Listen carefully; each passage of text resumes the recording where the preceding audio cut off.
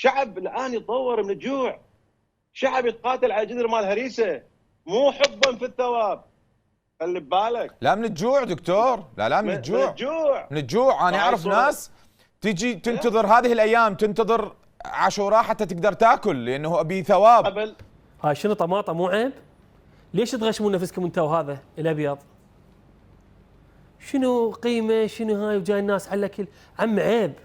انتم نفسكم كل الزين تعرفون اكبر مناسبات تقدم بها الثوابات والطبخ والطعام هي بمحرم والاربعينيه، وهاي الناس تتجمع لثواب لان بي بركه ابو عبد الله الحسين، وراح ابين لك انت شلون تشتغل تكوتك.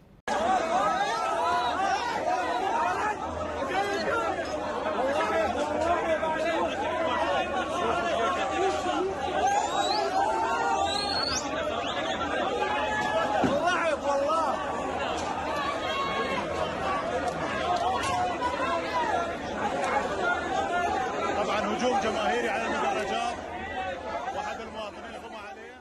هذا الفيديو اللي صارت بيه عركه على الكيك والعصير بالموصل بمهرجان ام الربيعين، ما شفنا اعلامي طلع بهذا الفيديو واستهزأ به وبابناء شعبه، واحنا كلنا نعرف الموصل واهل الموصل اهل خير، وهالموضوع يصير بالتجمعات كلش طبيعي.